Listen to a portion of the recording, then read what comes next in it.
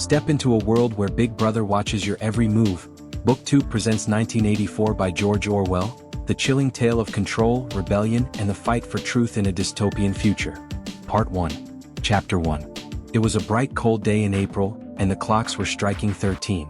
Winston Smith, his chin nuzzled into his breast to escape the vile wind, slipped quickly through the glass doors of Victory Mansions, though not quickly enough to prevent a swirl of gritty dust from entering along with him. The hallway smelt of boiled cabbage and old rag mats. At one end of it a colored poster, too large for indoor display, had been tacked to the wall. It depicted simply an enormous face, more than a meter wide, the face of a man of about 45 with a heavy black mustache, and ruggedly handsome features. Winston made for the stairs. It was no use trying the lift. Even at the best of times it was seldom working, and at present the electric current was cut off during daylight hours. It was part of the economy drive in preparation for Hate Week.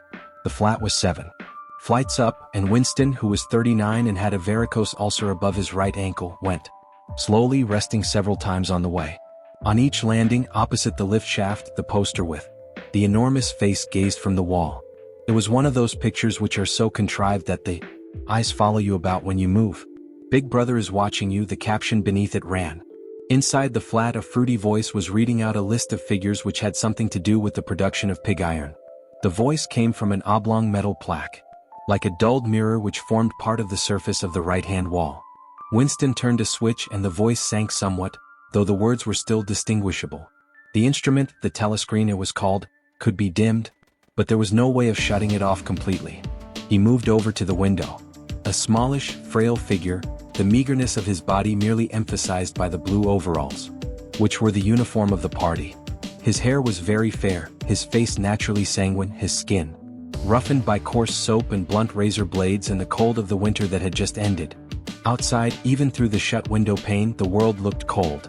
Down in the street, little eddies of wind were whirling dust and torn paper into spirals, and though the sun was shining, and the sky a harsh blue, there seemed to be no color in anything, except the posters that were plastered everywhere.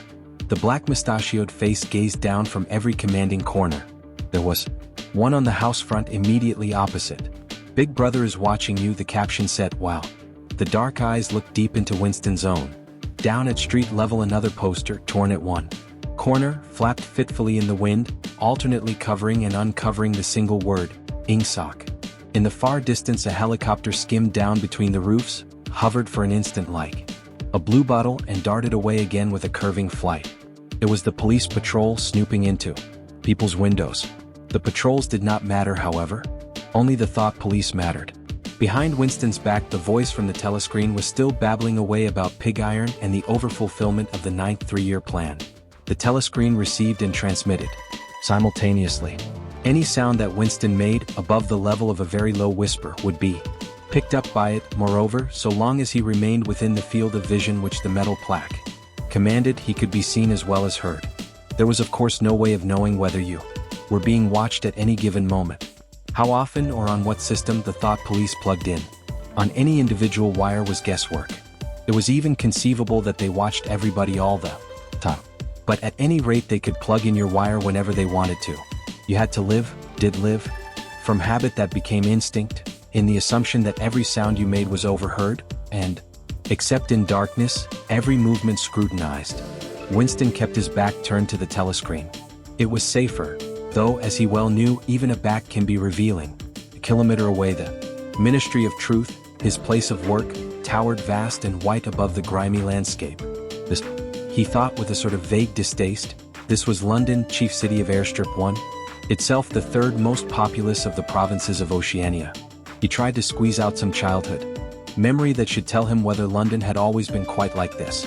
Were there always these vistas of rotting 19th century houses, their sides shored up with balks of timber, their windows patched with cardboard and their roofs with corrugated iron, their crazy garden walls sagging in all directions, and the bombed sites where the plaster dust swirled in the air and the willow herbs straggled over the heaps of rubble, and the places where the bombs had cleared a larger patch and there had sprung up sordid colonies of wooden dwellings, like chicken houses?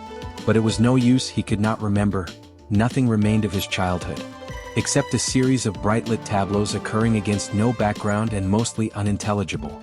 The Ministry of Truth, Mini True in Newspeak. Newspeak was the official language of Oceania. For an account of its structure and etymology, see Appendix. Was startlingly different from any other object in sight. It was an enormous pyramidal structure of glittering white concrete, soaring up, terrace after terrace, 300 meters into the air. From where Winston stood, it was just possible to read, picked out on its white face in elegant lettering, the three slogans of the party. War is peace, freedom is slavery, ignorance is strength. The Ministry of Truth contained, it was said, 3,000 rooms above ground level, and corresponding ramifications below. Scattered about London there were just 3 other buildings, of similar appearance and size. So completely did they dwarf the surrounding architecture that, from the roof of Victory Mansions you could see all 4 of them simultaneously. They were the homes of the 4 ministries between which the entire apparatus of government was divided. The Ministry of Truth, which concerned itself with news, entertainment, education, and the fine arts. The Ministry of Peace, which concerned itself with war. The Ministry of Love, which maintained law and order.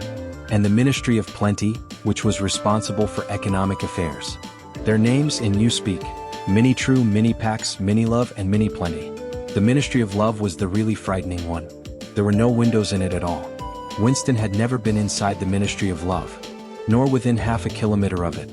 It was a place impossible to enter except on official business, and then only by penetrating through a maze of barbed wire entanglements, steel doors, and hidden machine gun nests. Even the streets leading up to its outer barriers were roamed by gorilla-faced guards in black uniforms, armed with jointed truncheons. Winston turned round abruptly. He had set his features into the expression of quiet optimism, which it was advisable to wear when facing the telescreen. He crossed the room into the tiny kitchen. By leaving the ministry at this time of day, he had sacrificed his lunch in the canteen, and he was aware that there was no food in the kitchen except a hunk of dark-colored bread which had got to be saved for tomorrow's breakfast. He took down from the shelf a bottle of colorless liquid with a plain white label marked Victory Gin. It gave off a sickly, oily smell as of Chinese rice spirit. Winston poured out nearly a teacupful, nerved himself for a shock, and gulped it down like a dose of medicine. Instantly his face turned scarlet and the water ran out of his eyes. The stuff was like nitric acid, and moreover, in swallowing it one had the sensation of being hit on the back of the head with a rubber club. The next moment, however, the burning in his belly died down and the world began to look more cheerful. He took a cigarette from a crumpled packet marked Victory Cigarettes and incautiously held it upright, whereupon the tobacco fell out onto the floor. With the next he was more successful. He went back to the living room and sat down at a small table that stood to the left of the telescreen. From the table drawer he took out a pen holder, a bottle of ink, and a thick quarto-sized blank book with a red back and a marbled cover. For some reason the telescreen in the living room was in an unusual position. Instead of being placed, as was normal, in the end wall, where it could command the whole room, it was in the longer wall opposite the window. To one side of it there was a shallow alcove, in which Winston was now sitting, and which, when the flats were built, had probably been intended to hold bookshelves. By sitting in the alcove and keeping well back, Winston was able to remain outside the range of the telescreen so far as sight went. He could be heard, of course, but so long as he stayed in his present position he could not be seen. It was partly the unusual geography of the room that had suggested to him the thing that he was now about to do, but it had also been suggested by the book that he had just taken out of the drawer. It was a peculiarly beautiful book. Its smooth creamy paper, a little yellowed by age, was of a kind that had not been manufactured for at least 40 years past. He could guess, however, that the book was much older than that. He had seen it lying in the window of a frowsy little junk shop in a slummy quarter of the town, just what quarter he did not now remember, and had been stricken immediately by an overwhelming desire to possess it. Party members were supposed not to go into ordinary shops, dealing on the free market, it was called, but the rule was not strictly kept because there were various things such as shoelaces and razor blades, which it was impossible to get hold of in any other way. He had given a quick glance up and down the street and then had slipped inside and bought the book for $2.50. The time he was not conscious of wanting it for any particular purpose. He had carried it guiltily home in his briefcase. Even with nothing written in it, it was a compromising possession. The thing that he was about to do was to open a diary. This was not illegal, nothing was illegal. Since there were no longer any laws, but if detected it was reasonably certain that it would be punished by death, or at least by 25 years in a forced labor camp. Winston fitted a nib into the pen holder and sucked it to get the grease off. The pen was an archaic instrument, seldom used even for signatures, and he had procured one, furtively and with some difficulty, simply because of a feeling that the beautiful creamy paper deserved to be written on with a real nib instead of being scratched with an ink pencil. Actually, he was not used to writing by hand. Apart from very short notes, it was usual to dictate everything into the speak-write, which was of course impossible for his present purpose.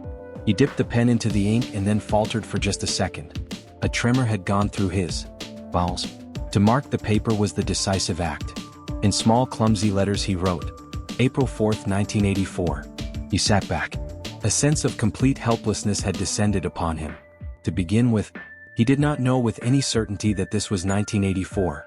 It must be round about that date, since he was fairly sure that his age was 39, and he believed that he had been born in 1944 or 1945. But it was never possible nowadays to pin down any date within a year or two. For whom, it suddenly occurred to him to wonder, was he writing this diary? For the future? For the unborn? His mind hovered for a moment round the doubtful date on the page and then fetched up with a bump against the newspeak word doublethink. For the first time the magnitude of what he had undertaken came home to him. How could you communicate with the future? Was, of its nature, impossible. Either the future would resemble the present, in which case it would not listen to him, or it would be different from it and his predicament would be meaningless. For some time he sat gazing stupidly at the paper. The telescreen had changed over to strident military music. It was curious that he seemed not merely to have lost the power of expressing himself, but even to have forgotten what it was that he had originally intended to say. For weeks past he had been making ready for this moment, and it had never crossed his mind that anything would be needed except courage. The actual writing would be easy. All he had to do was to transfer to paper the interminable restless monologue that had been running inside his head, literally for years. This moment, however, even the monologue had dried up. Moreover, his varicose ulcer had begun itching unbearably. He dared not scratch it because if he did so it always became inflamed. The seconds were ticking by. He was conscious of nothing except the blankness of the page in front of him, the itching of the skin above his ankle, the blaring of the music, and a slight booziness caused by the gin. Suddenly he began writing in sheer panic, only imperfectly aware of what he was setting down. His small but childish handwriting straggled up and down the page, shedding first its capital letters and finally even its full stops. April 4th, 1984. Last night to the flicks. All war films. One very good one of a ship full of refugees being bombed somewhere in the Mediterranean. Audience much amused by shots of a great huge fat man trying to swim away with a helicopter after him. First you saw him wallowing along in the water like a porpoise. Then you saw him through the helicopter's gun sights. Then he was full of holes and the sea round him turned pink and he sank as suddenly as though the holes had let in the water. Audience shouting with laughter when he sank. Then you saw a lifeboat full of children, with a helicopter hovering over it. There was a middle-aged woman, might have been a Jewess, sitting up in the bow with a little boy about 3 years old in her arms. Little boy screaming with fright and hiding his head between her breasts as if he was trying to burrow right into her, and the woman putting her arms round him and comforting him although she was blue with fright herself, all the time covering him up as much as possible as if she thought her arms could keep the bullets off him. Then the helicopter planted a 20-kilo bomb and among them terrific flash and the boat went all to matchwood. Then there was a wonderful shot of a child's arm going up right up into the air. A helicopter with a camera in its nose must have followed it up and there was a lot of applause from the party seats, but a woman down in the prole part of the house suddenly started kicking up a fuss and shouting they didn't oughter have showed it, not in front of kids, they didn't, it ain't right, not in front of kids, it ain't, until the police turned her out. I don't suppose anything happened to her, nobody cares what the proles say, typical prole reaction, they never. Winston stopped writing, partly because he was suffering from cramp. He did not know what had made him pour out this stream of rubbish. But the curious thing was that while he was doing so a totally different memory had clarified itself in his mind, to the point where he almost felt equal to writing it down. It was, he now realized, because of this other incident that he had suddenly decided to come home and begin the diary today. It had happened that morning at the ministry, if anything so nebulous could be said to happen. It was nearly 1100, and in the records department where Winston worked, They were dragging the chairs out of the cubicles and grouping them in the center of the hall. Opposite the big telescreen in preparation for the 2 minutes hate, Winston was just taking his place in one of the middle rows when two people whom he knew by sight, but had never spoken to, came unexpectedly into the room. One of them was a girl whom he often passed in the corridors. He did not know her name, but he knew that she worked in the fiction department. Presumably, since he had sometimes seen her with oily hands and carrying a spanner, she had some mechanical job on one of the novel-writing machines. She was a bold-looking girl of about 27 with thick hair, a freckled face and swift, athletic movements. A narrow scarlet sash, emblem of the junior anti-sex league, was wound several times round the waist of her overalls, just tightly enough to bring out the shapeliness of her hips. Winston had disliked her from the very first moment of seeing her. He knew the reason. It was because of the atmosphere of hockey fields and cold baths and community hikes, and general clean-mindedness which she managed to carry about with her. He disliked nearly all women, and especially the young and pretty ones. There was always the women, and above all the young ones, who were the most bigoted adherents of the party, the swallowers of slogans, the amateur spies and nosers out of unorthodoxy. But this particular girl gave him the impression of being more dangerous than most. Once when they passed in the corridor, she gave him a quick, sidelong glance which seemed to pierce right into him and for a moment had filled him with black terror. The idea had even crossed his mind that she might be an agent of the thought police. That it was true was very unlikely. Still, he continued to feel a peculiar uneasiness, which had fear mixed up in it as well as hostility, whenever she was anywhere near him. The other person was a man named O'Brien, a member of the inner party and holder of some post so important and remote that Winston had only a dim idea of its nature. A momentary hush passed over the group of people round the chairs as they saw the black overalls of an inner party member approaching. O'Brien was a large, burly man with a thick neck and a coarse, humorous, brutal face. In spite of his formidable appearance, he had a certain charm of manner. He had a trick of resettling his spectacles on his nose which was curiously disarming, in some indefinable way, curiously civilized. It was a gesture which, if anyone had still thought in such terms, might have recalled an 18th century nobleman offering his snuff box.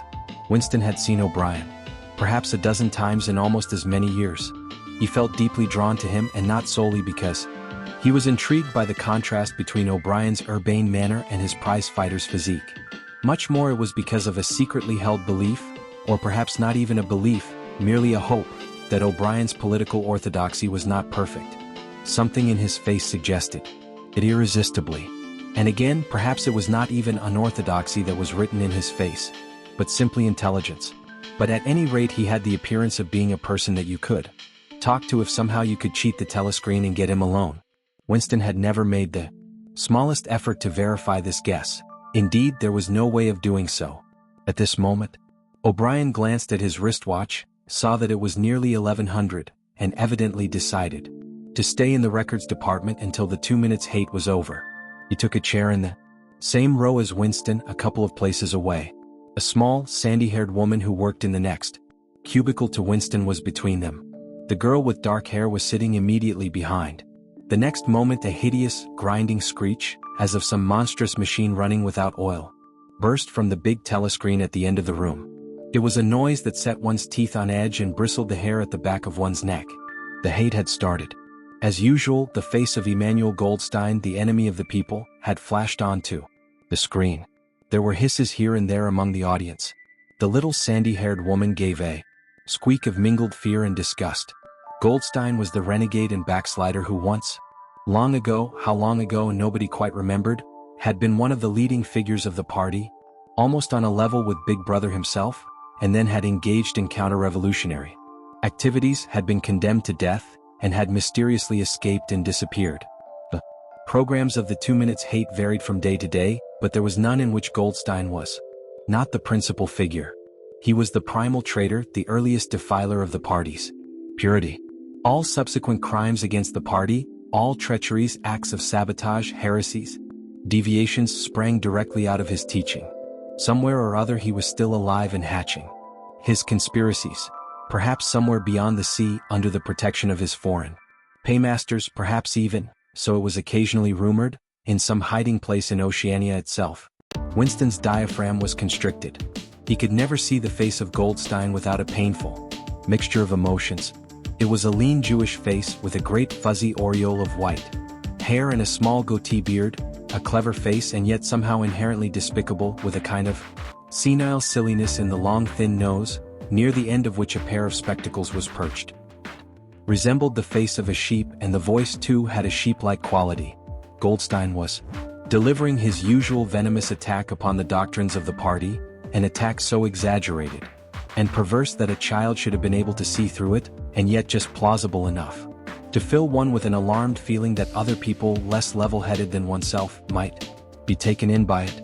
He was abusing Big Brother, he was denouncing the dictatorship of the party, he was demanding the immediate conclusion of peace with Eurasia, he was advocating freedom of speech, freedom of the press, freedom of assembly, freedom of thought. He was crying hysterically that the revolution had been betrayed, and all this in rapid polysyllabic speech which was a sort of parody of the habitual style of the orators of the party, and even contained newspeak words. More newspeak words, indeed, than any party member would normally use in real life. And all the while, lest one should be in any doubt as to the reality which Goldstein's specious claptrap covered, behind his head on the telescreen there marched the endless columns of the Eurasian army, row after row of solid-looking men with expressionless Asiatic faces, who swam up to the surface of the screen and vanished, to be replaced by others exactly similar. The dull, rhythmic tramp of the soldiers' boots formed the background to Goldstein's bleeding voice. Before the hate had proceeded for 30 seconds, uncontrollable exclamations of rage were breaking out from half the people in the room. The self-satisfied sheep-like face on the screen, and the terrifying power of the Eurasian army behind it, were too much to be borne. Besides, the sight or even the thought of Goldstein produced fear and anger automatically. He was an object of hatred more constant than either Eurasia or East Asia, since when Oceania was at war with one of these powers it was generally at peace with the other. But what was strange was that although Goldstein was hated and despised by everybody, although every day and 1,000 times a day, on platforms, on the telescreen, in newspapers, in books, his theories were refuted, smashed, ridiculed, held up to the general gaze for the pitiful rubbish that they were, in spite of all this, his influence never seemed to grow less. Always there were fresh dupes waiting to be seduced by him. A day never passed when spies and saboteurs acting under his directions were not unmasked by the thought police. He was the commander of a vast shadowy army, an underground network of conspirators dedicated to the overthrow of the state. The Brotherhood, his name was supposed to be. There were also whispered stories of a terrible book, a compendium of all the heresies of which Goldstein was the author and which circulated clandestinely here and there. It was a book without a title. People referred to it, if at all, simply as the book. But one knew of such things only through vague rumors. Neither the Brotherhood nor the book was a subject that any ordinary party member would mention if there was a way of avoiding it. In its second minute the hate rose to a frenzy. People were leaping up and down in their places, and shouting at the tops of their voices in an effort to drown the maddening bleating voice that came from the screen. The little sandy-haired woman had turned bright pink, and her mouth was opening and shutting like that of a landed fish. Even O'Brien's heavy face was flushed. He was sitting very straight in his chair, his powerful chest swelling and quivering as though he were standing up to the assault of a wave. The dark-haired girl behind Winston had begun crying out, "Swine! Swine! Swine!" and suddenly she picked up a heavy Newspeak dictionary and flung it at the screen. It struck Goldstein's nose and bounced off. The voice continued inexorably.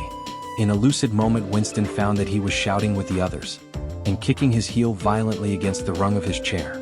The horrible thing about the 2 minutes hate was not that one was obliged to act a part, but, on the contrary, that it was impossible to avoid joining in. Within 30 seconds any pretense was always unnecessary.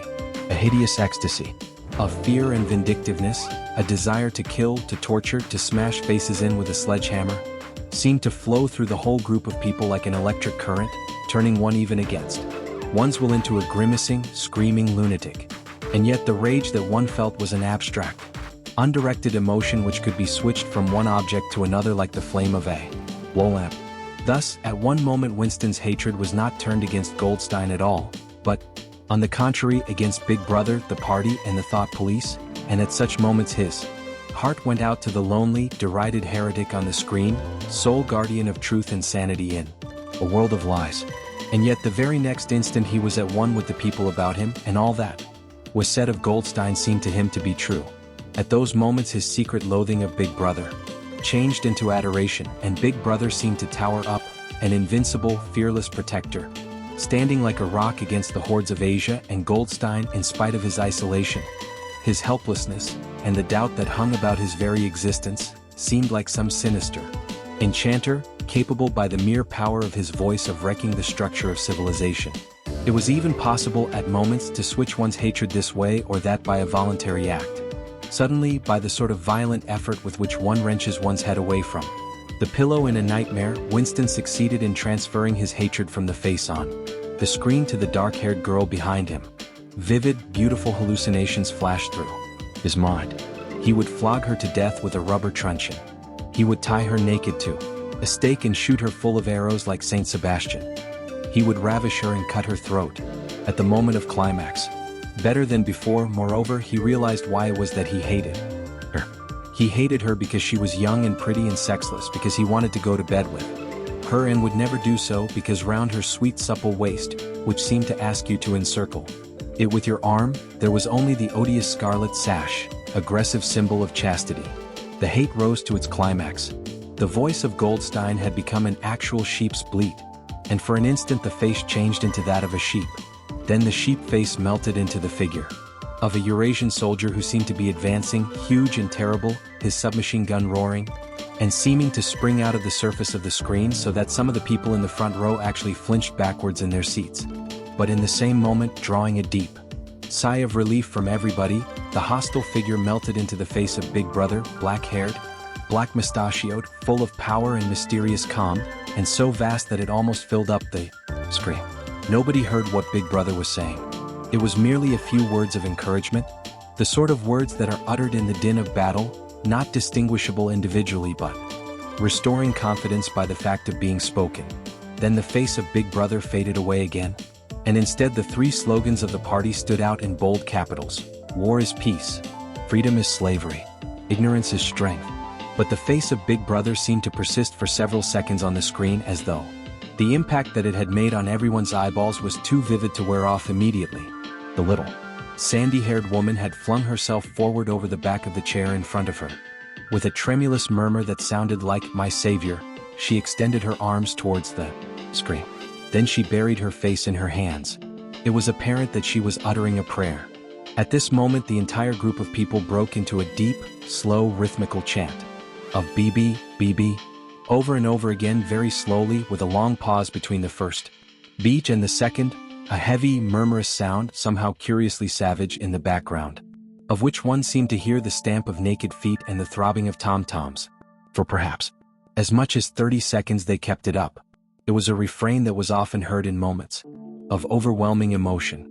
Partly it was a sort of hymn to the wisdom and majesty of Big Brother, but still more it was an act of self-hypnosis, a deliberate drowning of consciousness by means of rhythmic noise. Winston's entrails seemed to grow cold. In the 2 minutes' hate he could not help sharing in the general delirium, but this subhuman chanting of "BB, BB" always filled him with horror. Of course he chanted with the rest. It was impossible to do otherwise. To dissemble your feelings, to control your face, to do what everyone else was doing, was an instinctive reaction. But there was a space of a couple of seconds during which the expression of his eyes might conceivably have betrayed him. And it was exactly at this moment that the significant thing happened, if indeed it did happen. Momentarily he caught O'Brien's eye. O'Brien had stood up. He had taken off his spectacles and was in the act of resettling them on his nose with his characteristic gesture.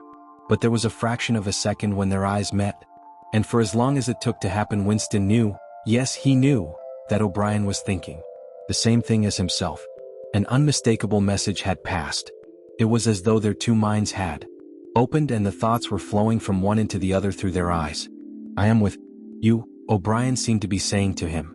"I know precisely what you are feeling. I know all about your contempt, your hatred, your disgust. But don't worry, I am on your side." And then the flash of intelligence was gone, and O'Brien's face was as inscrutable as everybody else's. That was all, and he was already uncertain whether it had happened. Such incidents never had any sequel. All that they did was to keep alive in him the belief or hope That others besides himself were the enemies of the party. Perhaps the rumors of vast underground conspiracies were true after all. Perhaps the Brotherhood really existed. It was impossible, in spite of the endless arrests and confessions and executions, to be sure that the Brotherhood was not simply a myth. Some days he believed in it, some days not. There was no evidence. Only fleeting glimpses that might mean anything or nothing. Snatches of overheard conversation. Faint scribbles on lavatory walls. Once, even when two strangers met, a small movement of the hand which had looked as though it might be a signal of recognition. It was all guesswork. Very likely he had imagined everything. He had gone back to his cubicle without looking at O'Brien again. The idea of following up their momentary contact hardly crossed his mind. Would have been inconceivably dangerous even if he had known how to set about doing it. For a second, 2 seconds, they had exchanged an equivocal glance, and that was the end of the story. But even that was a memorable event, in the locked loneliness in which one had to live. Winston roused himself and sat up straighter. He let out a belch. The gin was rising from his stomach. His eyes refocused on the page. He discovered that while he sat helplessly musing, he had also been writing as though by automatic action. And it was no longer the same cramped, awkward handwriting as before. His pen had slid voluptuously over the smooth paper, printing in large neat capitals, "Down with Big Brother, down with Big Brother, down with Big Brother, down with Big Brother, down with Big Brother," over and over again, filling half a page. He could not help feeling a twinge of panic. It was absurd, since the writing of those particular words was not more dangerous than the initial act of opening the diary, but for a moment he was tempted to tear out the spoiled pages and abandon the enterprise altogether. He did not do so, however, because he knew that it was useless. Whether he wrote down with Big Brother, or whether he refrained from writing it, made no difference. Whether he went on with the diary or whether he did not go on with it made no difference. The thought, police would get him just the same. He had committed, would still have committed even if he had never set pen to paper, the essential crime that contained all others in itself. Thought crime, they called it. Thought crime was not a thing that could be concealed forever. You might dodge successfully for a while, even for years, but sooner or later they were bound to get you. It was always at night. The arrests invariably happened at night. The sudden jerk out of sleep, the rough hand shaking your shoulder, the lights glaring in your eyes, the ring of hard faces round the bed. In the vast majority of cases there was no trial, no report of the arrest. People simply disappeared, always during the night. Your name was removed from the registers. Every record of everything you had ever done was wiped out. Your one-time existence was denied and then forgotten. You were abolished, annihilated, vaporized was the usual word. For a moment he was seized by a kind of hysteria. He began writing in a hurried, untidy scrawl. "They'll shoot me, I don't care. They'll shoot me in the back of the neck, I don't care. Down with Big Brother, they always shoot you in the back of the neck. I don't care. Down with Big Brother." He sat back in his chair, slightly ashamed of himself, and laid down the pen. The next moment he started violently. There was a knocking at the door. Already. He sat as still as a mouse, in the futile hope that whoever it was might go away after a single attempt. But no, the knocking was repeated. The worst thing of all would be to delay. His heart was thumping like a drum, but his face, from long habit, was probably expressionless. He got up and moved heavily towards the door.